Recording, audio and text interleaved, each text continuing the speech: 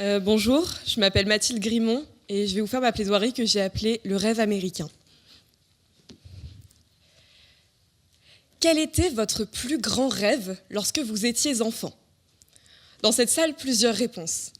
Aller sur la Lune, devenir une rockstar ou tout simplement atteindre le bonheur, et ce, par n'importe quel moyen. Pour certains, ce bonheur est synonyme de fonder une famille avec la personne aimée, se marier, avoir des enfants.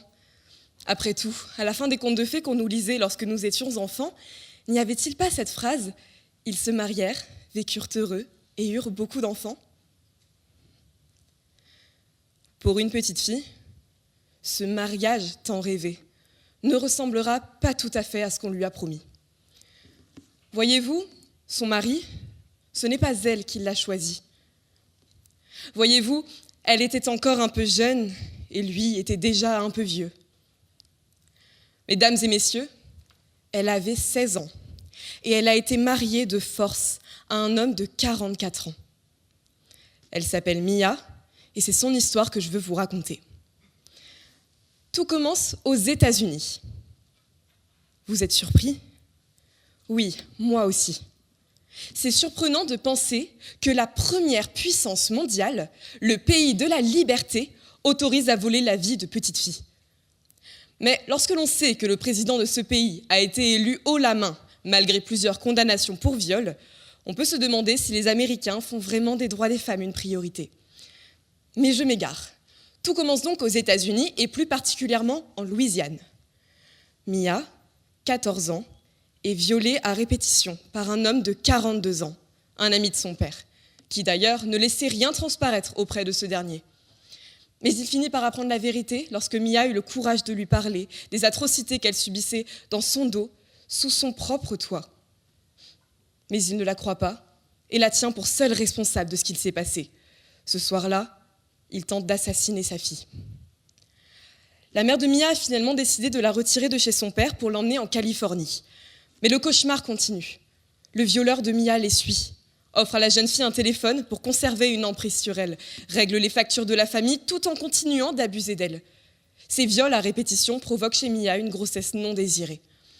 Alors, pour éviter le déshonneur, les représailles financières, mais surtout par défaut de protection de sa propre enfant, la mère de Mia a choisi de la sacrifier en la donnant en mariage à celui qui avait déjà volé son enfance.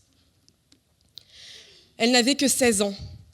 Et cette union, présentée comme une bénédiction, s'est rapidement transformée en une véritable prison pour Mia. Le mariage des mineurs est un vrai cauchemar pour les victimes du système juridique américain, qui, visiblement, ne sait pas protéger les enfants de son pays. 37 États sur 50 autorisent le mariage des mineurs, dont certains sans aucune limite d'âge. Lorsque vous êtes marié en tant que mineur à un majeur, votre responsabilité légale est transférée de vos parents à votre nouvel époux. Concrètement, cela signifie qu'il a les mêmes droits sur vous qu'un père sur son enfant. C'est lui qui vous autorise à aller à l'école en signant les papiers d'inscription, qui décide de vos rendez-vous médicaux et qui prend en charge vos frais. Exactement comme un père. Sauf qu'à la fin de la journée, c'est dans son lit que vous passerez la nuit. Dans la plupart des mariages américains, comme celui de Mia, c'est-à-dire dans plus de 300 000 unions officielles enregistrées entre 2000 et 2018, l'adulte isole l'enfant, lui retirant son droit fondamental à l'éducation, mais aussi à la santé, à la sécurité et à la liberté. Un phénomène d'autant plus alarmant que 86% de ces mariages concernent une jeune fille mariée à un homme beaucoup plus âgé. Autrement dit, dans 86% des cas, ce n'est pas un mariage, mais une mise sous emprise légalisée d'une enfant par un prédateur. Les conditions de divorce sont l'apogée du contresens dans le droit américain. La jeune fille ne peut pas faire une demande de divorce seule, car on considère qu'avant sa majorité, elle n'a pas le sens des responsabilités pour. C'est donc à son responsable légal, donc à son mari, de signer pour elle la demande de divorce. Pour les États américains, une enfant n'est pas assez responsable pour demander le divorce de son propre mariage. Par contre, elle l'était pour s'engager devant l'autel. Et pour s'évader de la prison, il lui faut l'autorisation du gardien qui l'y détient. La Ligue des droits de l'homme défend avec ferveur les droits fondamentaux des plus jeunes, en s'appuyant notamment sur la Convention internationale des droits de l'enfant, l'un de ses textes fondateurs. L'article 19 de cette convention dispose que les États parties prennent toutes mesures appropriées pour protéger l'enfant contre la violence, la négligence, les mauvais traitements et l'exploitation, sous la garde de ses parents, de ses représentants légaux ou de toute personne en charge. Dans l'État de Californie, la majorité sexuelle est fixée à 18 ans, c'est-à-dire qu'une personne majeure n'a pas le droit d'avoir des relations sexuelles avec une personne mineure. En revanche, la Californie est l'un des États qui autorise le mariage des mineurs sans limite d'âge, ce qui rend alors possible et légal un rapport sexuel entre un enfant et un adulte. Le mariage devient alors un moyen de protéger et de légaliser la pédocriminalité. Ajoutez à cela l'impossibilité de divorcer imposée par le système juridique américain, il est évident que le mariage des mineurs entraîne la mise en danger des enfants et donc une violation de l'article 19 de la Convention internationale des droits de l'enfant sur laquelle la Ligue des droits de l'homme fait reposer ses combats. Les États-Unis se proclament terre de la liberté. Et nous avons grandi avec cette image d'un pays où tout est possible, où chacun peut aller réaliser ses rêves, le fameux rêve américain. Mais quel rêve reste-t-il à celles à qui l'on vole leur enfance, leur corps, leur avenir? À celles que l'on marie de force sous couvert de lois hypocrites? À celles que l'on abandonne aux mains de leurs bourreaux en prétendant respecter l'institution du mariage?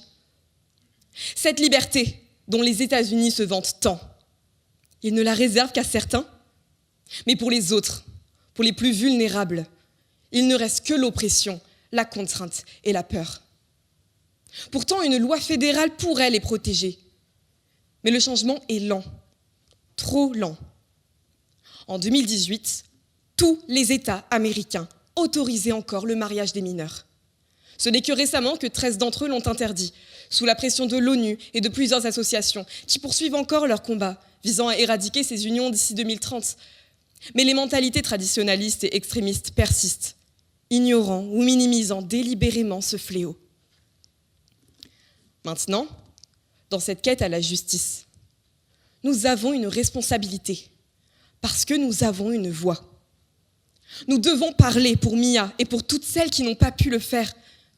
Nous devons dénoncer, condamner, exiger. Exiger que chaque enfant soit protégé, que chaque mariage forcé soit interdit, que chaque vie volée soit enfin rendue.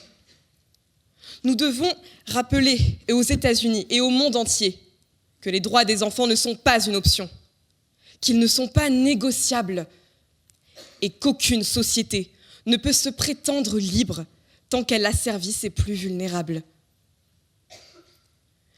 Parce que la liberté ne se proclame pas, elle se défend. Merci à tous.